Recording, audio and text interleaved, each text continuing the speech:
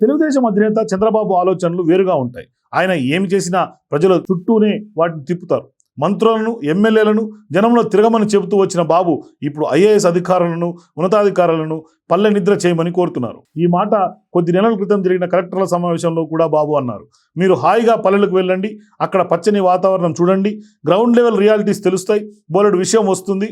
మేము ఎటు జనంలో ఉంటూ అన్నీ చూస్తాం, మీరు కూడా వెళ్తే మంచి పరిపాలన చేయొచ్చని ఆయన చెప్పారు. అయితే నాడు సరదాగా బాబు అన్నారని చాలామంది భావించారు. కానీ ఇప్పుడు దానిని ఒక పాలసీగా బాబు చేస్తున్నారు. స్వర్ణ గ్రామం అని పేరు పెట్టి మరి ఒక కొత్త కార్యక్రమానికి శ్రీకారం చుడుతున్నారు.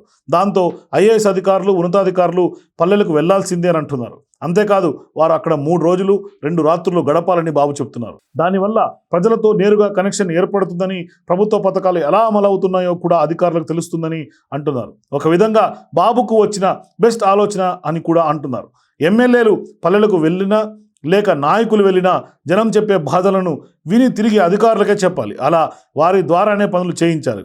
అదే అధికారులే నేరుగా పల్లెలకు వెళ్తే వారే వాటిని నోట్ చేసుకుని తిరిగి వచ్చి మంత్రులకు, ప్రభుత్వానికి చెబుతారు. ఆ విధంగా పని సులువుగా అవుతుంది. ఇక పాలనలో అధికారుల పాత్ర చాలా కీలకం. అలాగే ఐఏఎస్ అధికారులు పాలసీ మేకర్స్గా ఉంటారు. వారు వేరే చోట్ల పనిచేసి ఉంటారు కాబట్టి ఒక ప్రాంతంలో ఉండే క్షేత్రస్థాయి పరిస్థితుల మీద వారు అవగాహన పెంచుకోవాలి. అంటే ఈ విధంగా పల్లెలకు వెళ్తేనే అది సాధ్యపడుతుందని అంటున్నారు.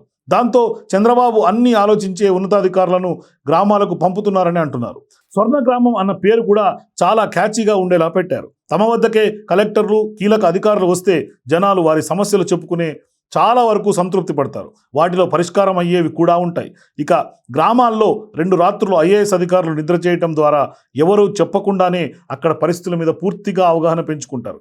ఇలా అటు పాలనకు, ఇటు ప్రజలకు ఉపయోగపడే విధంగా స్వర్ణ గ్రామం పేరుతో ఈ వినూత్న కార్యక్రమానికి బాబు డిజైన్ చేశారు. మరి దీనిని ఎప్పటి నుంచి ప్రారంభిస్తారో వెయిట్ చేసి చూడాలి.